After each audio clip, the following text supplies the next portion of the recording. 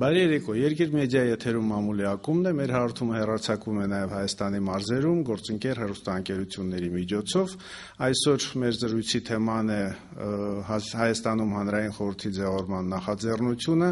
եւ ես կզրուցեմ դրա շուրջ Անդրանիկ Թևանյանի հետ, Պոլիտէկոնոմիա հետազոտական ինստիտուտի տնօրեն, նորաստեղծ ինստիտուտի, շնորհավորում ենք, Արմինե Արաքելյան, Մարդու իրավունքների եւ ժողովրդավարության ինստիտուտի հիմնադիր եւ տեսակետ Միջի հանդեսի գլխավոր խմբագիր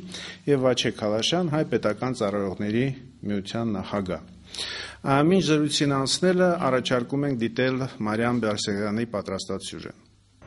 Հայաստանում հանրային խորհուրդ ստեղծելու հրամանագիր նախագահ Սերժ Սարգսյանը ստորագրեց այս տարվա հունիսի 13-ին։ Նպատակը հասարակական քաղաքական երկխոսության խթանումն էր։ Խորհուրդ կազմավորելու մասին խոսում էր դեռևս նախագահական ընտրություններից առաջ։ Ընտրություններից հետո ստեղծված իրավիճակում պալատի ստեղծումը դարձավ անհրաժեշտ։ Արտակարգ իրավիճակում է ծնվել նաև Ռուսաստանի Դաշնությունում հասարակական պալատ ստեղծելու գաղափարը։ Գաղափարը Վլադիմիր Պուտինինն էր, ժամանակը 2004 թիվ, Բեսլանի ողբերգությունից հետո։ Գաղափարը կյանքի կոչվեց 2005 թվականին հասարակական պալատի մասին օրենքը գրելուց հետո։ Ռուսաստանի հասարակական պալատը պետական հաստատություն է, ունի 126 անդամ, որոնցից 42-ին առաջարկում է նախագահը, 42-ը ընտրվում են համառուսաստանյան հասարակական միության կազմից, նրանք էլ տարածաշրջանային եւ միջտարածաշրջանային հասարակական կազմակերպություններից ընտրում են պալատի մնացած 42 անդամին։ Հայաստանում արդեն հստակ է, հանրային խորհուրդն ունենալու է ընդամենը 36 անդամ, իսկ նախաձեռնող խումբը, որն անցած ամիսներին համակարգում էր խորհրդի կազմավորման աշխատանքներն ու մշակում կանոնադրությունը, կազմված էր 12 հոգուց։ Մեր առջև խնդիր էր դրված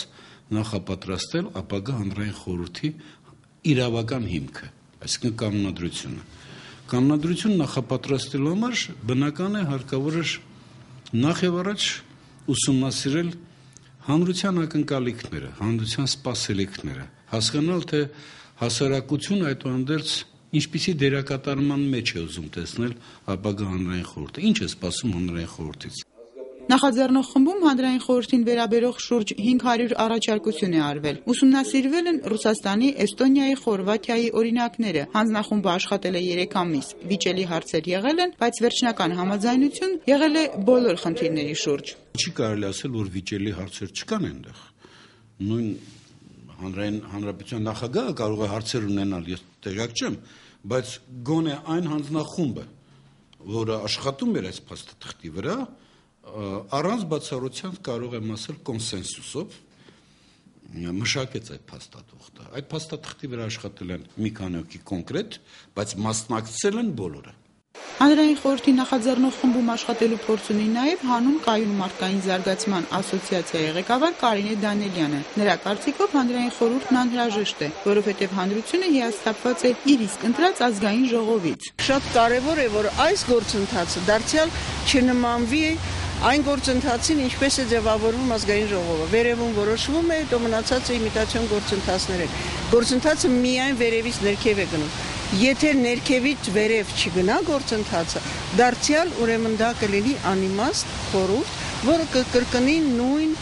գործընթացները, նա միայն կսկսի ապացուցել ժողովրդին ինչքան ճիշտ որոշումներ են ընդունում իշխանությունները։ Կլինի Տիկին Դանիելյանը նոր ձևավորվող հանրային խորհրդի անդամ, հայտնի չէ, բայց կարևորը ըստ նրա ձևավորվող այս մարմնի նկատմամբ հասարակության վստահությունն է։ Անվստահությունը բոլոր տիպի խորհուրդների, իշխանությունների նկատմամբ այնքան մեծ է, որ բավականին դժվար է իրականացնել այդ գործընթացը իրոք։ Բավական է մի փոքր համագործակցել իշխանությունների հետ եւ արդեն հասարակությունը քեզանից մի կողմ է քաշվում, մտածում է, որ դու ուրեմն այլևս այն մարդը չես, որը կարող է օբյեկտիվ ներկայացնել իրականությունը։ Ովքեր կընդգրկվեն հանրային խորհրդում եւ կջանան օբյեկտիվորեն ներկայացնել իրականությունը։ Նրանց վերջնական կազմը դեռևս ճշտված չէ։ Կանոնադրությունը գրված է, հստակ պատկերացումներ սպասվող աշխատանքի մասին կան, մնում է թերևս հանրության վստահությունը։ Պարոն Թևանյան, ինչով է պայմանավորված, որ այդ մարմինը ստեղծվում է հենց հիմա, ինչով է իրավիճակ արտակարգ։ Ես կուզենայի խնդրին մոտենալ մի փոքր մակրո մակարդակով եւ գնահատական տալ ընդհանրապես կառավարման համակարգին եւ մասնավորապես հասկանալ, թե հանրային խորհուրդ կոչվածը ինչու է առաջադրվում։ Նախ ասեմ, որ իշխանությունները, ովքեր ընթացիկ կառավարումն են իրականացնում Հայաստանի, Նրանք մեծ հաշվով Սովետական միության շկոլայի ներկայացուցիչներ են։ Սովետական միության շկոլա կոչված ուներ եւ դրական եւ բացասական կողմեր։ Մերոնք ակնհայտորեն բացասական կողմերն են ժառանգել եւ այդ բացասական կողմերից մեկն էլ այդ խորհուրդներով կառավարելն է կամ խորհուրդների միջոցով ցանկացած հարց վիժեցնելը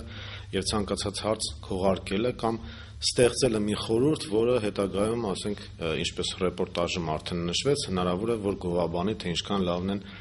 իշխանությունները։ Բանն այն է, որ հանրային խորհրդի ներկա այս ձևավորման գործընթացը զուտ կոնյունկտուրային է եւ հատուկ է մեր տիպի ավտորիտար երկրներին։ Այսինքն, երբ որ չկա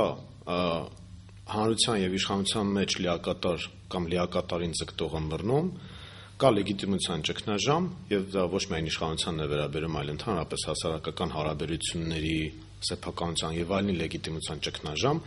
եւ ահա այդ դեպքերում ստեղծում են ինչ-որ կառույցներ, որոնք պետք է ինչ-որ միջնորդական ֆունկցիաներ կատարեն։ Սակայն ես կարծում եմ, որ զուտ քաղաքական տեսակետից այն իր դերակատարումը լեգիտիմության ճգնաժամի հաղթահարման առումով ես կարծում եմ չի կարողանալու կատարել, որովհետև այն ինստիտուտները, ովքեր մասնակցում են դրա ձևավորմանը, իրենք ունեն արդեն լեգիտիմության ճգնաժամ, եւ ի վերջո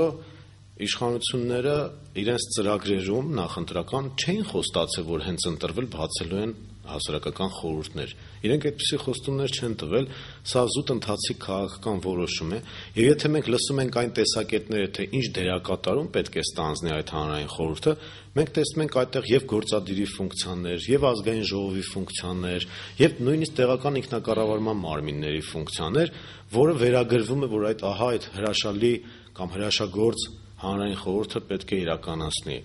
Եթե խոսք է գնում այն մասին, որ այդ խորհրդի կազմում պետք է ընդգրկվեն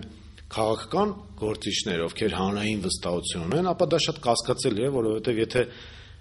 այդ մարդիկ ունեն հանրային մեծ վստահություն, ապա իրենք պետք է որ հայտնվեին ազգային ժողովում որպես քաղաքական գործիչներ եւ կուսակցության ներկայացուցիչներ։ Այստեղ երկու տարբերակ կա, կամ նրանք իրոք հանրային մեծ վստահություն ունեն, բայց իշխանությունները ընդունում են, որ ազգային ժողովի ընտրությունները կեղծված են, եւ դրանք այդ պատճառով այդ մարդիկ չեն ընդգրկվել, հետեւաբար նրանց պետք է ուղղակի բերել հանրային խորհուրդ, եւ երկրորդը, եթե իշխանությունները կարծում են, որ ազգային ժողովը լեգիտիմ մարմին է, նորմալ օրինական ընտրված, ապա այդ դեպքում չի դիմանում քննադատության այն ձևակերպումը, թե այդ մարդիկ հանրային մեծ վստահություն ունեն որպես քաղաքական գործիչներ։ Ինչ վերաբերում է մտավորականությանը, ապա Հայաստանում ցավոք սրտի կա ձևավորված տիտղոսային մտավորականների մի ցուցակ, այդ ցուցակը կարող է օգտագործել Հայաստանի ցանկացած նախագահ, եթե մնա այս ավտորիտար համակարգը, եւ այդ տիտղոսային մտավորականները պատրաստ են ցանկացած նախագահի պարագայում երգել այն երգը, ընդ որում նախորդ գրված եւ ընդհանրապես անուն ազգանունը փոխած, որը որ ասենք իրենք անում են հիմա։ Եթե այդ նույն բանը արվելու է ավելի կանոնակարգված ձևով, այսինքն հանրային խորհրդում, դա արդեն հետաքրքիր կլինի հետևելը եւ ընդհանրապես սովետական մտածողությունը մեզանում շատ տարածված է արդեն դարձել եւ այդ խորհուրդներ ստեղծելու Լենինյան սկզբունքը, որ եթե ուզում ես մի բան տապալել, ապա խորհուրդներ ստեղծի, կարծում եմ լավագույնս կիրառվում է, գումարած այն արդեն զուտ հայկական սպეციფიկաները, որը գումարվում է այդ սովետական մտածողությանը։ Սա է իմ կարծիքով խնդիրը եւ հանրային խորհուրդը ինքը չի կարողանալու հաղթահարել այն խոշոր խնդիրներ։ Ես պեսիմիստ չեմ, ուղղակի իրատես եմ եւ գնահատում եմ դա այդպես։ Տիկին Արաքելյան, իսկ ընդհանրապես հանրային համակարգի մեջ ցանկացած երկրի այդ կարգի մարմինները անհրաժեշտ են, թե մեր առանձնահատուկ կամ Ռուսաստանի առանձնահատուկ վիճակից է բխում նրանց ստեղծումը։ Գիտեք, ինստիտուտները ընդհանրապես ինքնանպատակ չեն, որևէ հաստատություն կամ կազմակերպություն։ Եթե իր էությամբ ենք ուզում տեսնել, պիտի իր հիմնախնդիրը եւ նպատակը հստակ լինի եւ նաեւ կարիքը, պահանջը հասարակության կողմից։ Այստեղ ձեր սուժեում կարծեմ պարոն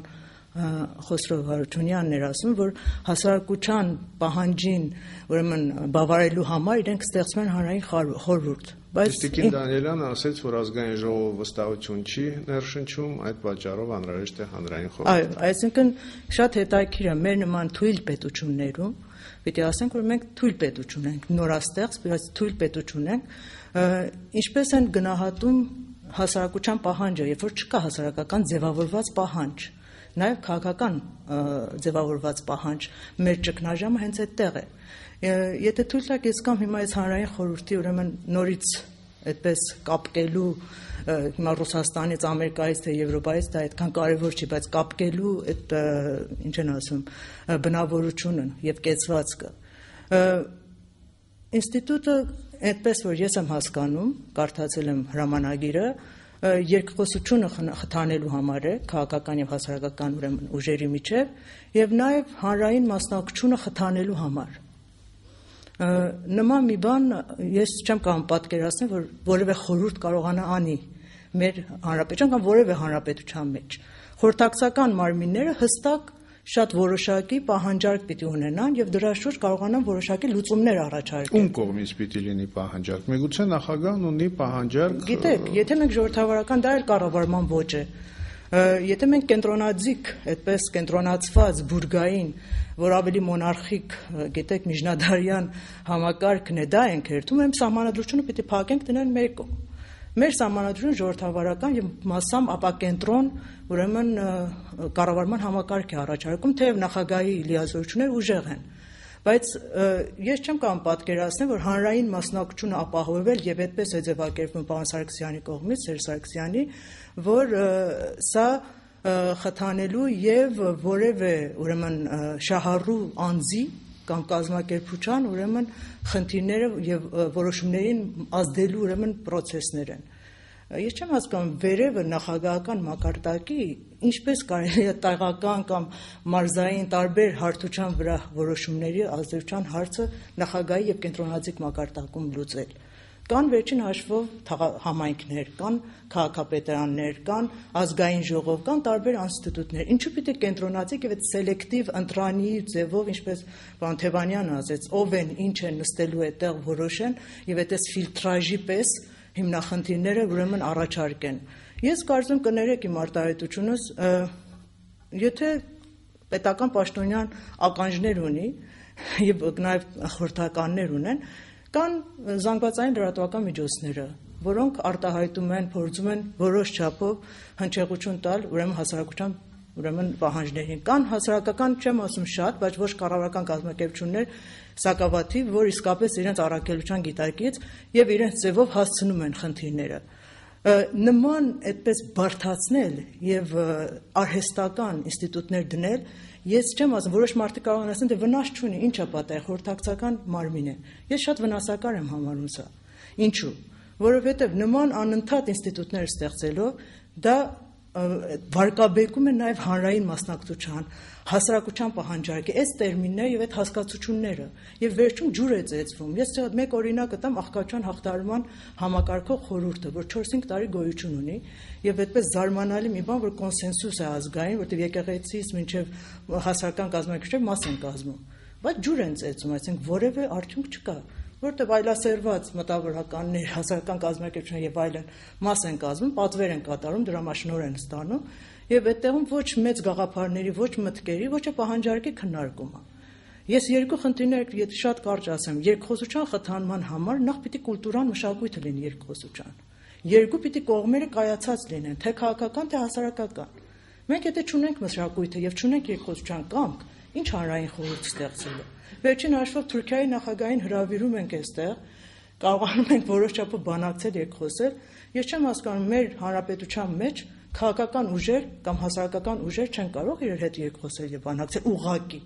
Ինչու պետք են այսպես արհեստական բաներ ստեղծել։ Երկրորդ հանրային մասնակցությունը կներեք հանրային նախ պիտի հասարակությունը կայացած լինի, պիտի լինեն ուժեղ, համարձակ, ուրեմն հասարակական կառույցներ, արհմիություններ եւ իրենք այդտեղում խորթի եւ բանի հարց չկա։ Շատ հստակ ուժերի հավասարակցության եւ պայքարի հարց է, շահերի պայքարի հարց է։ Եթե ես իմ շահերը չի համընկնում ուժայինների շահերին, ես պիտի պայքարեմ դա հաջողեցնելու համար։ Ոչ թե նստեմ խորհրդակցեմ եւ այդ ձևով հարցերը լողոզեմ եւ վերջ տամ։ Համենայնդեպս ես մասնակցել եմ մի շարք քննարկումներին, որտեղ ներկային տարբեր հասարակական կազմակերպություններ եւ բավականին շատերը կողմնակից են այդպիսի մարմին ստեղծելու, նաեւ մեր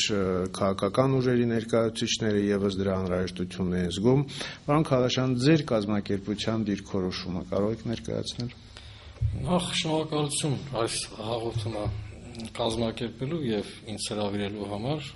շնորհակալություն եմ հայտնում նաև ողջ աշխատակազմին ձեր հաղորդման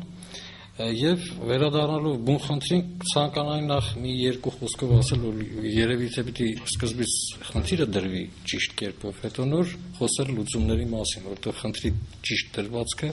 բնորոշում է լուծման 50-ից եւ ավել տոկոսը։ Իմ կարծիքով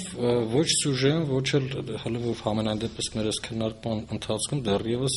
խնդրի ճշմարիտ դրվածքը չերևաց, որովհետև սյուժեում երկու մոտեցում կար։ Մեկը դա այն էր, որ հանրային պալատը պետք է ստեղծվի, քանի որ կա ուրեմն հասարակության պահանջը, մյուսը դա նա էր, որ քանի որ ազգային ժողովի հանդեպ վստահությունը պակաս է, ապա անպայման պետք է նման մարմին ստեղծի, որպեսզի այդ դեֆիցիտը կոմպենսացվի սեղանը։ Երկուսն էլ կեղծ խնդիրներ են։ Կեղծ են, որովհետև առաջի դեպքում հանրության ուրեմն պահանջարկի հետ կապված խնդիր չկա ընդհանրապես, հանրությունը իր պահանջարկը կարող է այլ ինստիտուտների միջոցով իրականացնել եւ որը այս կամ այն չափով այսօր կարողանում է իրականացնել։ Իսկ ինչ վերաբերում է ազգային ժողովի հետ կապված, ապա եթե ազգային ժողովը ունի վստահության դեֆիցիտ, այդ վստահության դեֆիցիտը փորձել լրացնել հենց այդ դաշտում։ Հիմա իմ կարծիքով ընդհանրապես ասել, որ արտակարգ իրավիճակ է դրա համար է ստեղծում հանրային պալատը, սա էլ է սխալ մոտեցում։ Իմ կարծիքով էֆեկտիվ արդյունավետ պետական կառավարման աքսիոմատիկ դրույթներից մեկն էլ նա է, որ հանրության եւ պետական կառավարման համակարգի մեջ գործում են բազմաբնույթ հետադարձ կապեր։ Եթե այս հանրային պալատը արկա արդեն իսկ գոյություն ունեցող հետադարձ կապերի սպեկտրում պետք է նոր բան իր վրա վերցնի, օրինակի համար, ասենք բիզնես հատվածի կամ գործարար հատվածին հնարավորություն ընձեռնի լոբինգ իրականացնելու եւ դրանով իսկ գործարար հատվածին դուրս քաշի, դուրս բերի օրենսդիր իշխանության դաշտից։ Ապա այդ դեպքում սա արդեն որոշակի նպատակային ֆունկցիա է եւ այս պարագայում կարելի է մտածել։ Ես ավարտեմ, ամբողջ խնդիր, պարզավոր չկա։ Խոսում ենք նրա մասին, որ պետք է ցանկացած մարմնի նպատակահարմարությունը բխի այն նպատակային ֆունկցիայից, որը որ վերագրվում է այդ մարմնին։ Այսօր իմ կարծիքով հանրային պալատին վերագրվող նպատակային ֆունկցիան աբստրակտ է շատ, եթե սահմանափակվում է միայն ուրեմն մասնակցությունը խթանել տերմինով։ Մանավանդ որ ես էլի օրինակ վերջերս նախագահի ուղերձից հետո, երբ որ եթե ուշադիր նայենք, նախագահի ուղերձում հնչեց արդարադատության հետ կապված, որ արդարադատության համակարգը պիտի խարսխված լինի իրավունքի գերակայության վրա։ Սա ծրագրային եւ քաղաքական դրույթ է, որի հետագա ինստիտուցիոնալ դրսևորումը մենք տեսանք, ասենք նախագահի աշխատակազմում արդարադատության համակարգի աշխատակիցների հետ, երբ որ հանձնարարական տրվեց, որ արդարադատության համակարգի արդյունավետությունը այլևս չի բնորոշվելու միայն կատարողականների գնահատմամբ, այլ նաեւ նախագահի աշխատակազմի կողմից սոցիոլոգիական հարցումներ եւ սոցիոլոգիական հետազոտություններ իրականացնելու նպատակով պատվերներ են իջեցվելու եւ ավելի օբյեկտիվ պատկերի հիման վրա է նոր եզրահանգումներ արվելու կոնկրետ արդարադատության համակարգի արդյունավետության շուրջ։ Հայաստանի Հանրապետությունում քաղաքացիական հասարակության դրսևորման միավորները, որքան էլ որ պեսիմիստական իմ գործընկերների ուրեմն կողմից արտահայտված կարծիքները, ես այն կարծիքն եմ, որ հասարակական կազմակերպությունները Հայաստանի Հանրապետությունում ունեն բավականին արդեն հարուստ փորձ մասնակցային մոնիտորինգ իրականացնելու տարբեր ոլորտներում ըստ այդ կազմակերպությունների մասնագիտացվածության աստիճանի մոնիտորինգներ են իրականացվել եւ քաղաքացիական համակարգում մոնիտորինգներ են իրականացվել եւ ծառայությունների մատուցման որակի ուրեմն առումով եւ մնացած այլ պետական կառավարման ոլորտներում։ Հիմա տեսեք, այս մասնակցային գործընթաց, այս մասնակցային մոնիտորինգ կոչվածը կամաց կարծես թե ուզում է որ ավանդույթ դառնա այս երկրում։ Եթե սա կառավարությունը նույնպես շահագրգռված եղավ սա խթանելու, այսինքն պատվերներ իջեցնելու, որպեսզի քաղաքացիական հասարակությունը օբյեկտիվ դիտորդական առաքելությամբ կամ մոնիտորինգի միջոցով այս կամ այն ոլորտում իր կարծիքը հայտնի եւ կարողանա եզրահանգումներ անել, ապա հանրային պալատի այդ մասնակցային գործառույթը կարծես թե դառնում է ավելորդ։ Բայց այն ինչ որ ես ասացի, այսինքն քաղաքական դաշտում արկա կոռուպցիոն ռիսկերի հիմքում ընկած են խնդիրները, որ մենք ունենք, դա ձևախեղված ուրեմն տնտեսական համակարգն է եւ տնտեսական համակարգի եւ քաղաքական համակարգի սերտաճվածությունը։ Եթե մենք դնում ենք ավելի շատ կենտրոնանանք հանրային խորհրդի։ Դե հանրային խորհուրդ ասելով ինչ ենք հասկանում, ամբողջ դե հիմա մենք դրա համար էլ զրուցում ենք։ Որտեղ ես կարծես թե պարզ չի նույնիսկ իրենց համար։ Այսինքն կարծես թե հիմա գեներացիայի փուլ է եւ ես կուզենայի, որ մեր զրույցը ավելի շատ նպաստեր այդ նպատակային գործառույթի ձևավորման, այլ ոչ թե դեռ հələ դա չձևավորված գեներացիայի փուլում ինստրումենտալի առաջարկ է եւ կարճ ընդմիջումից հետո մենք հենց այդ ուղղությամբ կգնանք։ Շարունակում ենք մեր զրույցը։ Պարոն Թևանյան, իսկ միգուցե քանի որ առայժմ հստակ չէ, գոնե մեր զրույցի շրջանակներում այդպես է պարզվում նպատակները դրված խնդիրը, միգուցե իմաստունի ստեղծել այդ հրապարակը եւ հետո ճշգրտել ինչ անել այդ հնարավորության, այդ ռեսուրսի հետ։ Գիտեք, այնինչ քիչ առաջ ներկայացվեց, որ նույնիսկ ստեղծողների համար դեռ նպատակը պարզ չէ եւ հիմա գեներացիայի փուլը, ես նորից վերադառնում եմ իմ խոսքի առաջին մասին, մեր իշխանությունները որդեգրել են սովետական միության վատագույն այսպես ավանդույթները։ Այնտեղ լավ ավանդույթներ կային, բայց վատն է կար։ Քանի որ բոլորին աշխատանքի էին տիրապետում, չէ, գիտեք ոնց սովետական տարիներին էլ ստեղծում էին կառույց, հետո որոշում էին թե ինչով է զբաղվելու այդ կառույցը։ Այսինքն ֆունկցիան չկար, բայց կառուցվածքը կար։ Քանի որ մարդկանց պարտավորություն ուներ սովետական միությունը բոլորին աշխատանքի տեղավորելու, ինստիտուտը ավարտում էին, տեխնիկումը ավարտում էին, բոլորին ուղարկում էին աշխատանքի, հետո մտածում էին թե ինչով պետք է զբաղվի, պարզվում էր որ ինչ որ թուղթ տանել բերելով պետք է զբաղվի, բայց դա լրացուցիչ բյուրոկրատական քաշքշուկ էր առաջացնում։ Հիմա այստեղ էլ իրենք իրավիճակային լուծում են կայացրել, եթե դուք հիշում եք մարտի 1-ի դեպքերից հետո շատ ավելի ինտենսիվ էր դա քննարկվում։ Հետո եկավ ամռան շրջանը, ամռանը մոռացան ընդհանրապես այդ մասին։ Մի պահ մամուլն էլ էր մոռացել։ Հենց մամուլը սկսեց հիշեցնել, բա ուր է ձեր հանձնաժողովը, այդ հանրային պալատը, իրենք ասացին, վայ, փաստորեն չեն մոռացել, եկեք ստիպված քննարկենք այդ մասին եւ ես կարծում եմ, որ որոշակի մարդկանց համար դա ինքնադրսևորվելու հնարավորություն է, որը վատ չէ, բայց այդ մարդկանց համար։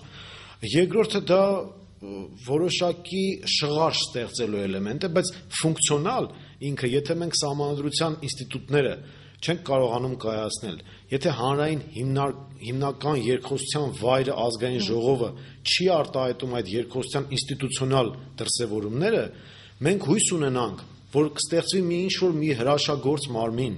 որի շրջանակներում կկարողանան մարդիկ իրենց երկխոսությունը իրականացնել, մանավանդ այստեղ հարց կա, իսկ դատավորներն ովքեր են, հայտնի հարցն է, իսկ մասնակիցներն ովքեր են, մեկ եւ երկրորդը, եթե նույնիսկ այդ մասնակիցները լինեն մաքրամաքուր անձինք, ընտիր գիտելիքների տեր եւ փայլուն անցյալով, միևնույնն է այդ մարդիկ ինստիտուցիոնալ լծակներ չեն ունենալու այդ խորհրդի միջոցով։ Ես կառաջարկեի ավելի լավ կլիներ, որպեսզի մեր էներգիան պետականաստեղծ եւ քաղաքական համակարգի արդյունավետությունը բարձրացնող էներգիան ուղղվեր սահմանադրական ինստիտուտների կայացմանը եւ ամենակարևոր ինստիտուտներից մեկը տեղական ինքնակառավարման համակարգը Հայաստանում արմատապես պետք է վերափոխվի, քանի որ մարդիկ անմիջապես շփվում են հենց տեղական կառույցների հետ։ Եթե այդ շփումը գոյություն չունի, քանի որ տեղական ինքնակառավարման համակարգը ընդհանրապես վերածված է ընտրակեղծիքների իրականացման գործիքների, ապա այդ դեպքում ցանկացած հանրային կառույց ես կարծում եմ, որ կհամաձայնեի իմ գործընկերոջ հետ, որ նշվեց, որ այդ դեպքում վարկաբեկվում է նույնիսկ գաղափարը հանրային խորհուրդների եւ ընդհանրապես հանրային երկխոսության, այսինքն պարզվում է, որ դա այն չէ, եւ այն PR-ը, որը վարվում է իշխանությունների կողմից եւ այդ հանրային խորհրդին, չգիտեմ, ինչ մի, ասենք, այնպիսի ֆունկցիաներ եւ այնպիսի ակնկալիքներ են ստեղծում հանրային տրամադրության, որ տպավորություն կա, որ եկեք լուծարենք ընդհանրապես նախագահի ինստիտուտ ազգային ժողով գործադիր մարմինը, այդ հանրային խորհուրդը կախարդական փայտիկով ամեն ինչ լուծելու է։ Ես կարծում եմ, որ դա այդպես չէ եւ ինքնախաբեության քաղաքականության չպետք է զբաղվել, այլ պետք է զբաղվել սահմանադրական ինստիտուտների կայացման խնդիրներով։ Համենայն դեպս կա կարծիք, որ որոշումը ընդունված է, process-ը հետ շրջել հնարավոր չէ, Միգուցե համենայն դեպս օգտագործել ինչ-որ նպատակների համար ստեղծված ինստիտուտը։ Դուք կառաջարկեիք որևէ բան, ինչպես կարելի է օգտագործել։ Ոչ, որտեղ դա ինչ անել այս բանը։ Ես ձեզ ասեմ, ժամանակավաճառություն է, որտեղ Իմ գործընկերս այդպես ասած պեսիմիստական կամ օպտիմիստական, ես որակավորում չեմ տալիս, որտեղ հասարակական գործիչը կամ քաղաքական գործիչը պետք է իրատես լինի եւ ախտաճանաչի ինչքան էլ որ ցավալի լինեն երևույթները։ Մենք պիտի կարողանանք սովորել թե իբր հասարակական կառույցներ եւ գործիչներ եւ թե քաղաքական գործիչներ հիմնախնդիրների շուրջ քննարկումներ կատարել եւ նաև բանակցություններ եւ երկխոսություններ, ոչ թե անձերի կամ ինստիտուտների։ Եվ միակ լուծումը այդ գործընթացը հիմնախնդիրները ես մեկ վերադառնամ ոչ կառավարական կազմակերպությունների հարցը Հայաստանում եւ ընդհանրապես նորաստեղծ թույլ պետություններում։ Դա պատվեր իջեցնող եւ պատվեր կատարող կառույցներ չեն։ Ես հիմնել եմ միջին իմ նյութական եւ իմ հոգեվոր եւ իմ ժամիս ուրեմն գնով, որովհետեւ հավատացած եմ որոշ նպատակների, այսինքն դա բիզնեսի եւ դրամաշնոր հավաքելու տեղ չի, դրամաշնորը միջոց է քո նպատակները իրականացնելու եւ կառավարությունը չէ որ պատվեր պիտի իջեցնի եւ հասարակության ներկայացուցիչ կազմակերպությունը այդ պատվերները կատարեն։ Մենք հանրային մասնակցության եւ հանրային հասարակական պահանջարկից շատ տարբեր սովետական կամ ավտորիտար մշակույթի արտացոլումն է դա։ Մենք շահերի ընդհանրապես ձևակերպում չունենք։ Ինչ են այսօր Հայաստանում հիմնախնդիրները, աղքատության հարցը, ժողովրդի արտագաղթը, օտարացումը, սրանք են, չէ՞։ Լավ, հիմա այդպես մենք ժամավաճառ լինենք հանրային խորհուրդ 46 թե 36 հոգի նորից այլասերված գրպանային կներեք, բայց այդպես պիտի ասեմ, որտեղ մարտի 1-յան դեպքերը եւ նախորդող եւ դրանից հետո շատ հստակ էին այդ սերուցք, շատ փոքրաթիվ հասարակական կառույցները եւ մտավորականները եւ արվեստագետները, որ հանդես եկան անաչառ եւ ժողովրդի ուրեմն մեր ժողովրդի եւ պետության շահերից։ Մնացածը սպասում էին պատվերների կամ դուսից կամ վերևից։ Հիմա նույն մարդկանց դնում ենք մարտի 1-յան հանձնաժողովում, նույն մարդկանց դնում ենք հանրային խորհրդում, ապագայում կտրենք ուրիշ, չի կարելի խաղալ, որտեղ ժամանակը մեր դեմ է աշխատում, թույլ պետությունների դեմ է աշխատում ժամանակը։ Մարդիկ ասում են ժամանակը կլուծի հարցերը, ոչ։ Մենք պիտի կարողանանք մեր ինստիտուտները սահմանադրական այո, բայց հիմնականում հասարակության մակարդակին մենք պիտի կարողանանք մեր կազմակերպությունները ոչ թե ինքնանպատակ, այլ հիմնախնդիրների շուրջ եւ պայքարելու մեկ օրինակ տամ։ Այս վերջի 17 տարում դուք տեսեք որևէ հասարակական կազմակերպություն կամ քաղաքական կուսակցություն ինչ հիմնախնդիրներ են լուծել։ Մեկը թողեք անալիզ անի եւ տեսնեք ինչ հիմնախնդիրներ են լուծել, ոչ մեկ։ Չգիտեմ։ Որովհետեւ հիմնախնդիրները լուծելու համար պիտի նախ ձևակերպվի եւ ոչ թե ամեն ինչը վերևում, ներքևից պիտի գա։ Դա սովետական է գուցե, մենք շատ էլիտար եւ այդպես պլատոնյան վերևից ցած ենք մտածում, պիտի ընտրանի նստի եւ որոշի։ Ոչ, ներքևում պիտի ժողովուրդը հավատա, պիտի ինքնակազմակերպվի եւ կարողանա պայքար մղի։ Եթե դա չանի, մենք ինչքան էլ նստենք ընտրությունից ընտրություն 95-ից հետո անօրինական ընտրություններով, մենք կարծենք, որ կարողանում ենք ժողովրդավարություն կամ պետություն կառուցենք։ Ոչ։ Շատ ասում եմ, նորից եմ ասում, դա պեսիմիզմի կամ օպտիմիզմի հարց չի, շատ իրատեսություն է։ Հայաստանում շատ քիչ, շատ թույլ սերուցք ունենք։ Ունենք թափոններ, բայց ունենք քիչ սերուցք։ Եվ ազգերի ու պետությունների երաշխիքը զարգացման այդ սերուցքի, եթե ուզում ես լավ հաց ունենաս, լավ թթխամոր պետք ունես, լավ մածուն ունենաս, լավ սերուցք պետք ունես։ Մենք պետք ունենք լավ սերուցքի։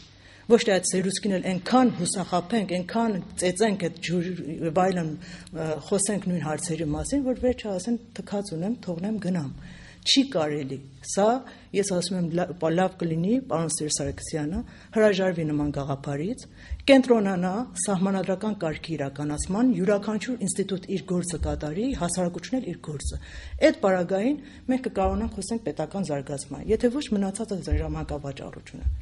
Պարոն Քալաշյան, ինչքան ես հասկացա ձեր դիրքորոշումը, դուք գաղափարին կողմ եք, բայց խնդիրը մի քիչ այլ ձև կձևակերպեք։ Կարող եք հիմա այդ խնդիրը ձևակերպել։ Նախ ես ասացի, որ ցանկացած ինստիտուտ կստեղծում է, սկզբից պետք է նպատակային գործառույթը ճշգրտվի։ Տվյալ պարագայում ես չեմ կարծում, որ այդ ինստիտուտը որ պիտի ստեղծվի, պիտի հավակնի սահմանադրական ինչ-որ որևէ մի ինստիտուտի հետ մրցակցելու կամ նրա դերի մի մասը վերցնելու, այնպես որ այստեղ խնդիրը ընդհանրապես դրա մեջ չի։ Ինչ վերաբերում է խորհրդային պոստսովետական հովերին, իմ կարծիքով դա ավելի շատ մեր մեջ է, քան մեզնից դուրս է իրականության մեջ, որովհետև ինչպես նշվեց, նույն հանրային խորհրդի փորձառություն ունի եւ Ֆրանսիան դա կոչվում է տնտեսական եւ սոցիալական հարցերով պալատ կամ խորհուրդ, նույն Խորվաթիան ունի, Էստոնիան ունի, եթե նրանք էլ պոստսովետական այդ հովերի ազդեցության տակ են ստեղծել, խնդիր չկա։ Բայց խնդիրը նրա մեջ է, որ ելի եմ կրկնում, նման ինստիտուտ, ինչքան բազմաբնույթ եւ բազմերանգ եղավ հանրության եւ պետական կառավարման համակարգի միջև հետադարձ կապ, այնքան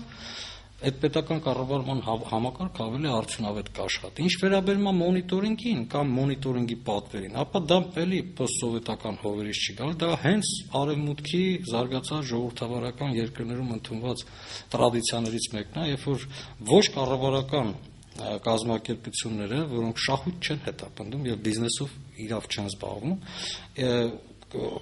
այս կամ այն հանրության հատվածի ոլորտը հանրային հարաբերությունների դիտարկում են, մոնիտորինգի են ենթարկում եւ իրենց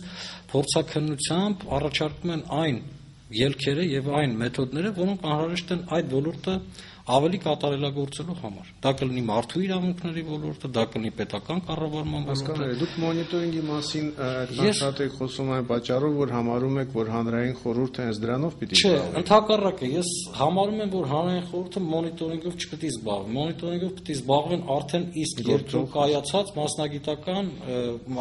ռեսուրս ունեցող եւ փորձագիտական լուրջ ռեսուրս ունեցող հասարակական կազմակերպությունները, որոնք իրենց ոլորտներում արդեն իսկ այդ փորձը դա կապված փորձը կուտակած ունի։ Խորհրդի թեմայով, խորհրդի այնքանով որքանով որ ներկայացնում է, որ խորհուրդը պիտի ուրեմն խթանի հանրային մասնակցությունը, ես կարող եմ պատկերացնել միայն մի տարբերակ, որ այդ խորհրդի միջոցով պիտի հանրությունը մասնակից լինի կամ իրազեկված լինի այն քաղաքական որոշումներին, որոնք որ սահմանադրական այդ ինստիտուտներով կայացվելու են եւ կարողանա ազդել, բայց սա նորից եմ կրկնում շատ абստրակտ գաղափար է եւ էֆեկտիվ չի լինելու, այսինքն եթե այս նպատակը դրվեց, ապա որևէ արդյունքի չեն հասնելու։ Ուրեմն եկեք քաղաքական կրթության մի համակարգ։ Ես այն կարծիքին եմ, որ պիտի լինի այս պալատը կամ խորհուրդը, հանրային խորհուրդ կոչվածը, ինքը պետք է ապահովի առաջին հերթին այն օրինակ նորից եմ կրկնում, ես դա համարում եմ կարևորագույն խնդիր, բիզնես կամ գործարար սեկտորի տարանջատվածությունը քաղաքական դաշտից կամ քաղաքական ինստիտուտներից, մասնավորապես ազգային ժողովից։